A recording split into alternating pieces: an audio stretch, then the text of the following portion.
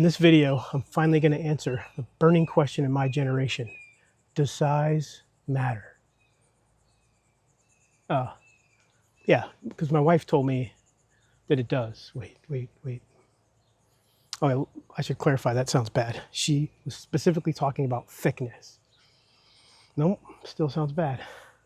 Okay, she said that when it comes to 12-volt rooftop air conditioners, the thickness of the roof matters. I got it. That's what she said. In a previous video, I cracked open this Kryscape, did some testing on it. Today, I'm super excited because with this Kryscape comes, I think, only the second rooftop air conditioner that finally addresses the size problem, because they have a kit. They sent me this kit of extended bolts and the plenum extension. So this is, my RV roof is 5 inches thick. This is 7 inches, so it's got to be cut down a little bit. So even, yeah, you know what I mean. And then it comes with two extended threaded bolts for the single rod that holds it in place, and then 4 long screws to actually hold the faceplate. So I am very excited to put this thing together, to get inside, get it on the roof, and take the old one down. I did a few things in the last video. I broke this open, kind of talked through it. We're going to open this up, talk through it again, and show you something else here really quickly. And then I did a side-by-side power comparison test, because what I'm going to do is include this converter inside, or attach this converter inside of the 5-inch hole. And this is what's going to power this 12-volt air conditioner off of AC power, basically. So this is a converter that converts 120 volts to AC power, a buck converter, I think it's commonly called. And I'm doing that because it's going in the back bedroom of the RV. And in that back bedroom, the batteries are way up here. So I'm not going to run wires or add an extra battery bank, more solar, or another charge controller, just because of the distance to the batteries and how complicated and expensive that can be. So I'm just going to put this one in there. I'm going to shorten these wires and I'm going to run it off of 120 volts. I ran a previous 12-volt air conditioner off of that all last summer in my boat, so I know it'll do it. And I've already run the test and tested it. And I already know that we do have some converter loss. So we lose about 150 watts, or it adds 150 watts to the power consumption of this unit. But even with that, we're still a bit below half of the consumption of the Coleman Mach air conditioner. And that doesn't include surge. That includes when it's running. So that's the plan. First thing I'm going to do is open this back up, walk through some of the things, and we need to talk about this. Well, what did I do that for? And we need to talk about wiring.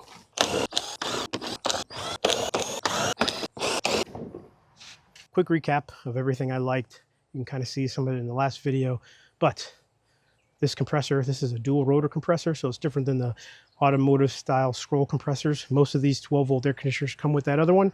This is a little bit more efficient. It's also kind of a mixed bag of it being R134. Makes it great because you have the service ports and you can actually service this as a R134 system. But I think the R140 or the R32, I believe, there are other units that have this compressor and the other Freon. That does make it a little bit more efficient. So the Freon itself can make it more efficient, but R134 makes it much easier to work on.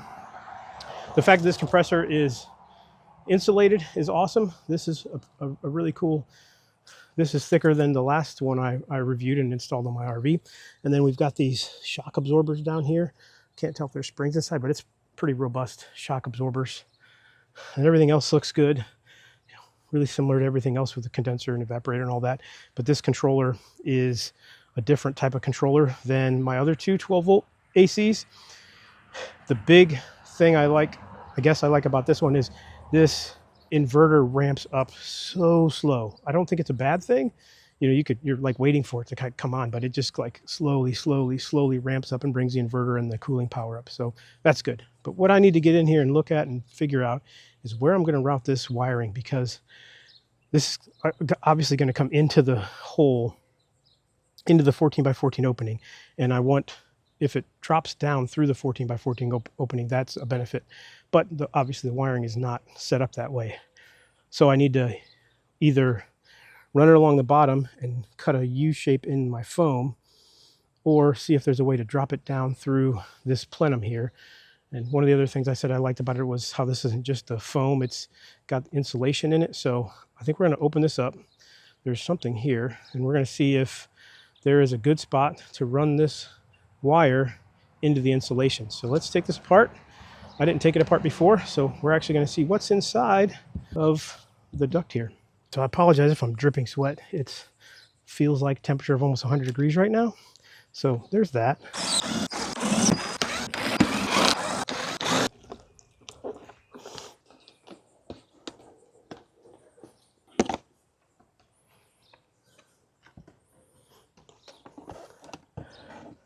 Well, first thing, these little gaps here are not open, so there's no way to come through these gaps, I don't think. So this looks pretty simple. Obviously the intake comes in from this side, these fans pull it in, and it fills the box and blows across the evaporator coil here and down. So if I were to want to run my cable in, I'm going to have to come in around here or something, somehow, because you want it on this side. Yeah. Let me figure it out. But my plan just changed twice here in about 30 seconds. So I was going to, looking at this, like I said, cut a hole in this and cut a hole here. I absolutely hate that. I would rather, like I said, notch the foam gasket. And I was about to put this thing back together when I realized that this wire for the control unit comes down and actually has a hole that already exists. So we have a notch here, and this isn't notched, so I may have to notch this a little bit more. If I pull the inverter off and route these wires behind it and along here where this one is, I should be able to drop it right down in there. So let's try that.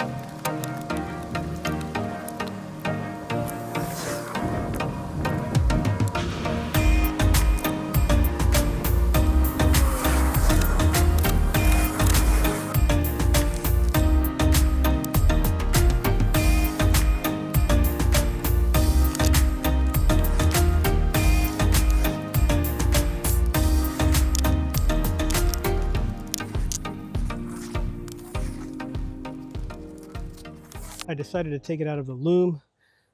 Two reasons. One, just getting it up into this hole. There's not enough room, I don't think, with that loom there. And then second, it's going to be protected under the cover, so it doesn't need the loom to protect it from the sun anymore, since it's not going to be out and about. This plastic was easy enough to cut with just a razor knife, so that was good. So I didn't really have to do much, no drilling or cutting besides that, so that worked out really well. And then now I'm just going to put this, I added a little bit of butyl there. I might add a little here just to make sure it stays sealed. They already put some here. This little gasket doesn't go all the way, but yeah, I'm going to put this back on and get ready to put it on the roof. And there are some things I really like about this Kryscape, like this, the way that you can just put it in here. What I saw others do is like cut a hole down in here, like I talked about earlier, cutting a hole down in this plenum or down in, just where the opening is. But then it's not water resistant, so they had to slobber it with, sealant. This one, I just used that hole, opened it up just a tiny bit with a razor knife and put it in. Now this Reflectix tape wasn't here a few minutes ago. I had this left over from when I installed the microwave and convection oven in this RV. I had this left over, so I thought this would help with the cooling and thermal protection of this box. So we'll see. I think it will, even if it's just a little bit. Like I said, I had it left over, so you can pick it up at Lowe's. It's just a roll I had left over from Lowe's. So we'll put the cover back on. What else? Yeah, and then we'll talk about one more thing before I get this thing up on the roof and take the other one apart. Before I move on, I need to talk about two things. First is safety, electrical safety. There's no power to this RV, no 110 volt power. There's 12 volt power, but make sure you're not plugged in. There's no power to that air conditioner. When it's hot, you're going to want it on. I kind of want it on right now, but I'm not going to turn it on. My 12 volt, other 12 volt AC is on, but the 120 volt power is not on. So make sure that's off so you don't shock yourself. The second one, not safety related, but I spent a little extra money and bought this solid piece roof gasket. So I don't need this one. This is the spacer in case this Kryscape has these little feet here, which I really like. So you don't need to use foam to hold up the back of it. It came with this. So this is just what's left. I use it, the rest of it on my test rig. And it's basically folded in half and it's a long piece. And it's got these little, I mean, I don't know if I like these or not. It's got these little solid plastic or really rigid pieces in here. And it's designed to stop it from crushing past like 3/4 of an inch or an inch or something like that. So this gasket is a little bit thinner and it's going to allow it to crush a little bit more. Also, it's solid. So when you're working on a flat surface and you have a solid gasket like this, you don't have to seal it. So I prefer not to have to seal it. So this will allow me not to have to seal it. Obviously, it's sticky on the bottom. That's going to hold it down. Then I'm just going to place it on top, set it and forget it. No sealant. I've put sealant on the other two. I don't. There's no sealant on that one now, and there was no sealant on the original. So no sealant is going on this one because it's a flat roof. If you got a corrugated roof, definitely put sealant on it. But I'm not doing sealant. This one is like 25 bucks. The other, you can buy them for as cheap as like $11 that are coming 4 pieces, but they're not one solid piece. So I'm gonna go take apart the inside, get this thing up on the roof.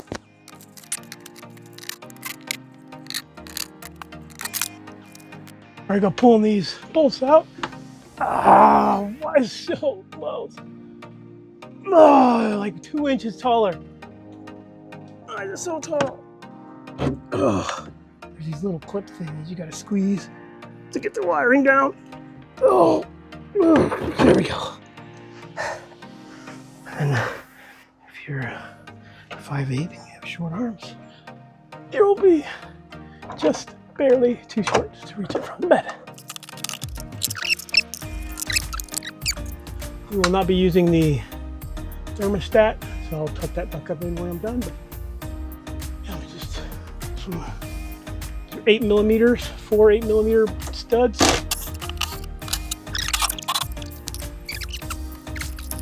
These wires, black, white, green, very common wires, are held on with some Wago connectors. Looks like I'll be able to reuse them, so I brought my own, but reuse. I'll show you that in a minute. I'm guessing these other purple and white wires are for lights or a fan. So now we're ready to lift, go outside. Lift this off, put the new one on.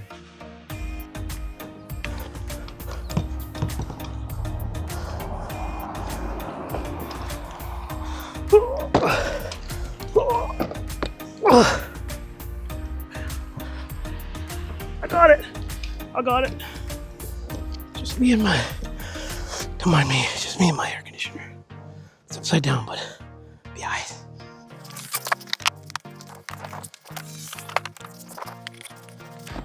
If you don't like how I'm cleaning it, then tell me in the comments.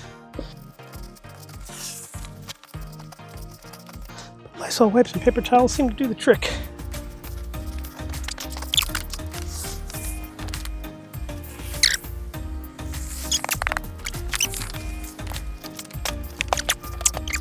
Check the gap, lower this other one down. That's all there is to it. It's pretty simple.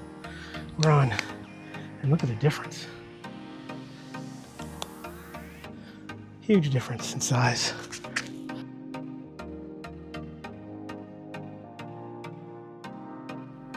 All right, well, work on the outside went smooth. Now we're just gonna do the inside here. Looks like it's fairly simple.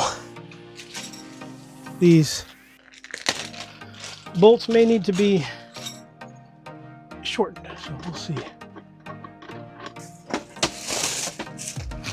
Unrippable Chinese tape.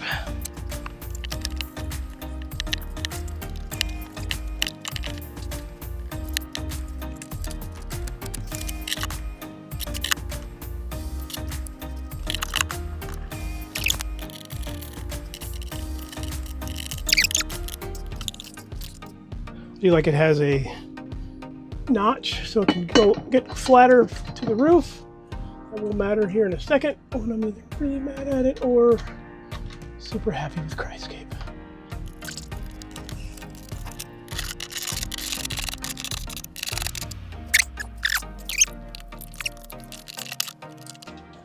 All right, well, this is what's going to make me mad or not. The other one I installed, the way this went, this metal bracket did not allow it to sit flush with the roof, and that's will make me extremely frustrated. I don't, if I have to build a frame around this thing.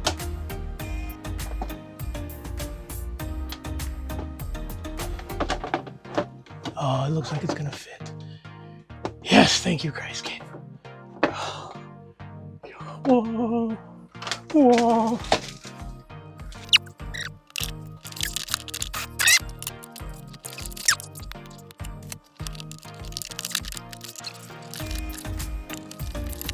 Now I just need to figure out how much to cut this.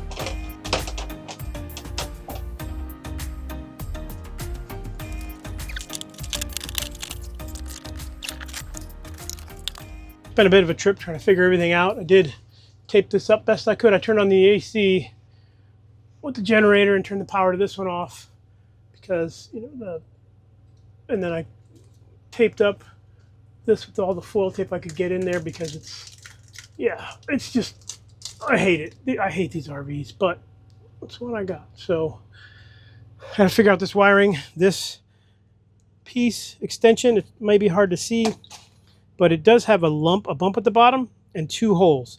So that goes on this lower part of the plenum. So I cut this off, and then I also had to notch it because there's a framing piece or something, structural piece that you need to go over. So I went ahead and did that. So notched it, cut it. I just used my chop saw. You could probably use a jigsaw. Shouldn't be too big of a deal. And now I got to figure out all the wiring here. Got 2 different types of fuses. Got all my little bits. So this fuse, so I just got to figure out where it's going to go to tuck it up in there because it's a little tight. And I cut this piece here, and I've got some foam to help keep it in place and some self-tappers. So let me get to doing this, and hopefully it looks decent.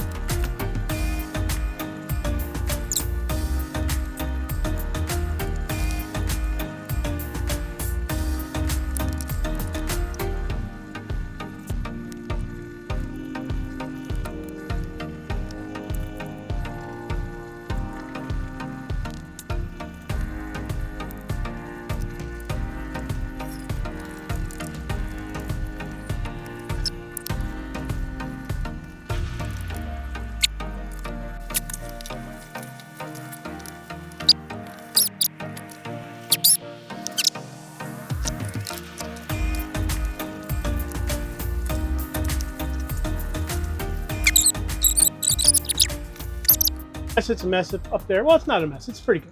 I'm happy with it. The problem is now this one actually won't reach.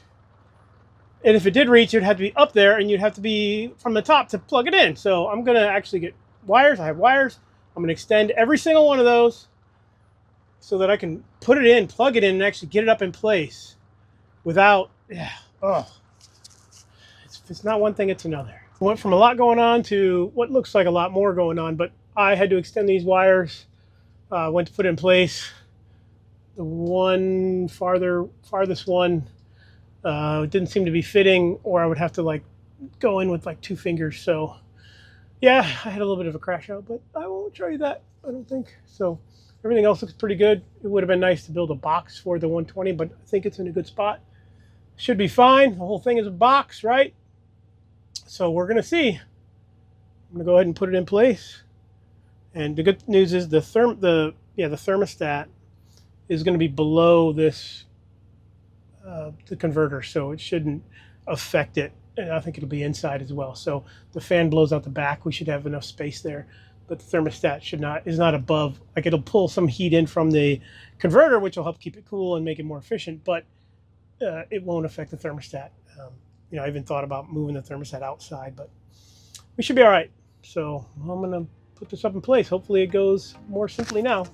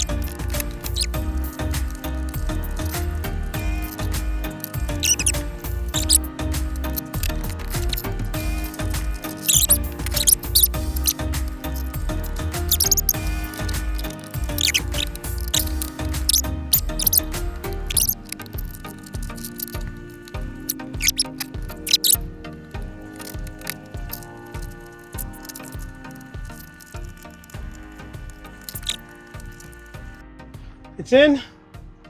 These two screws up here are a little bit of a pain to line up, especially when they're tall. I cut them down. I did not trust. Cut them down 1.5 inches. Probably would have been fine with 1 inch, but I did not trust them not going through the top or something because they're pretty long. I got to tighten this one down. I didn't tighten that one down all the way.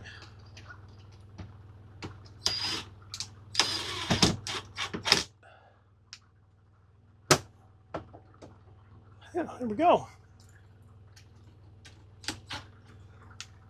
So that looks pretty good. Now I got to turn it on and make sure it works because, oh no, I don't think I flipped the switch on that. Well, that was definitely a little bit of a trip. It took me a couple hours more than I wanted, but I think getting it seated just right, getting the wires to come inside, which is really great. It's a great place to bring the wires down inside. And like I said, all you need is a knife to open that hole up. It just felt right cutting 1 inch off of those screws. I think I cut 1.5 inches. I think it would have been more. I think 1 inch is more appropriate. And I just had the same grinder I cut them with. Well, I used a big pair of cutters, but I used my little Dremel and just made the end a little pointy again. But it felt much better.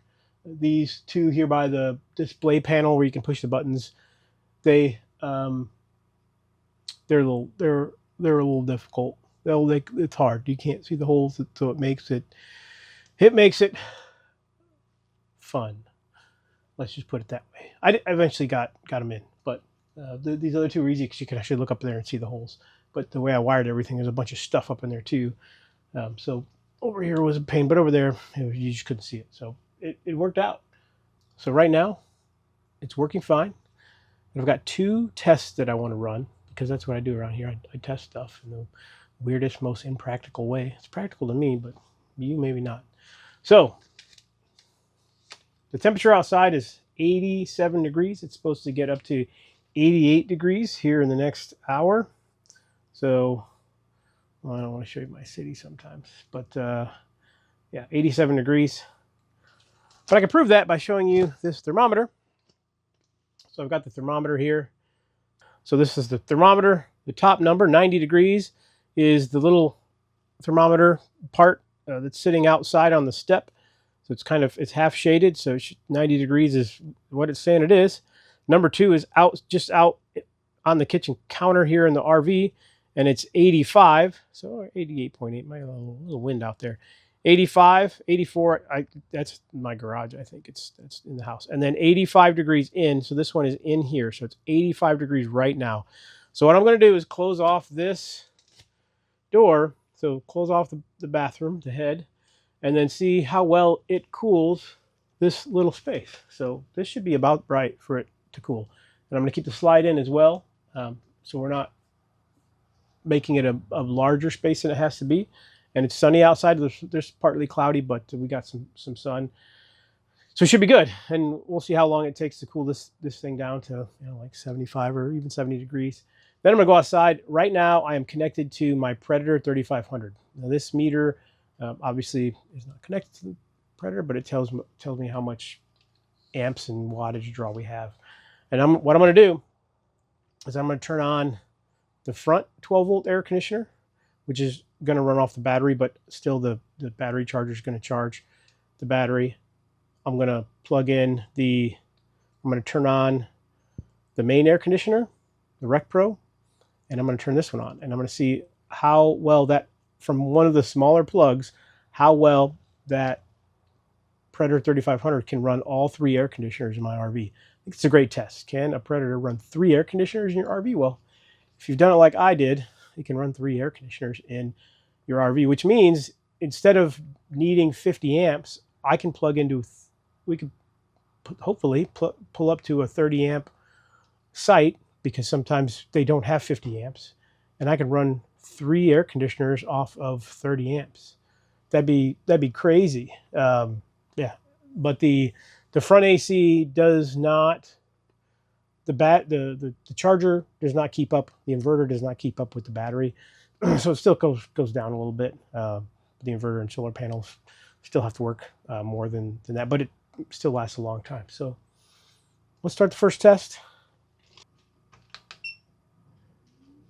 Standard cooling, 4 out of 5 fan, 65 degrees. Check back. I'm gonna sit down, pull my phone open, and we'll check back in here in a few. But yeah, this thing will ramp up and keep me cool. And we'll go outside. I'll let you know how it does. So we've hit 80 degrees. It's been about 30 minutes, which isn't bad. It's only risen to 87 in the RV, and then that thermostat outside says 95. So yeah, it's doing pretty good. Cool. It feels great sitting underneath it. So I've just been chilling here. You step into the other part of the RV and it's night and day. So I'm going to go ahead and hook up the meter and see if we can get all 3 RV air conditioners on at the same time. So I just started up the generator. So we're at 94 watts, 174 volt amps, so 1.3 amps, and that is 1.3 amps AC power. So let's go inside. I'll leave this here and start turning stuff on. I've got all 3 ACs on. I did have the camera set up as I was doing it, but for some reason it turned off. But 15 amps, so we're pulling the max that these plugs will pull. 1700 watts, 15 amps. Let's go show you that everything's on inside. AC is on, set for 70. 110 volt AC is on, set for 70. And the Kryscape is on, set for 70. We're cooking. We are cooking. All the ACs are on, and I'm sure it's pulling power to charge the battery.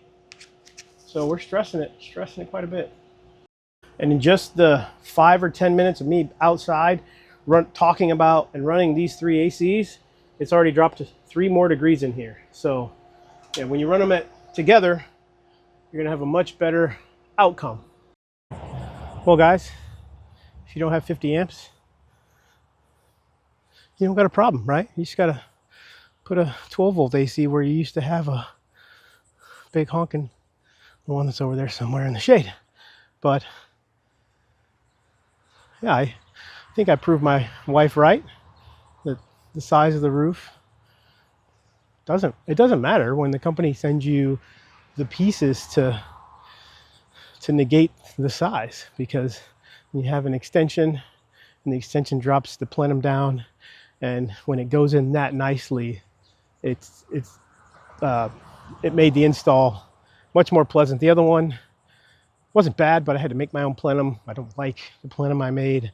I almost wish I just had like corrugated cardboard and made a square. So there are a lot of things you can do, but when it comes with all the pieces, aside from, as you saw, I did have to extend the harness, and I don't, as far as I know, that's not part of the kit, but it's really easy with some wire connectors or butt connectors or Wagos, whatever you got. And I think about 4 inches is a minimum. I'd do 4 to 6 inches of wire. So you just got to replace all the wires so there's 10 wires. And so 10 wires, 4 to 6 inches each. And then you just put them together. All I had was black. And as long as purple goes to purple, green goes to green, blue goes to blue, red goes to red, you got it. Just follow it down. So that was pretty easy. It fired up. It worked great. I was able to get a really good test here in the sun. It cooled me off just laying back there for 30 minutes, scrolling TikTok, enjoying other people's YouTube content, and admiring my 12-volt work. So it's 120 volts, but it's 12 volts, but it's both at the same time. So it's not pulling. I ran all the air conditioners on one single plug on my Predator generator. That shouldn't have been able to happen, but I did. Plus it was probably pulling like 50 amps or whatever the DC equivalent of 50 amps. 50 amps from the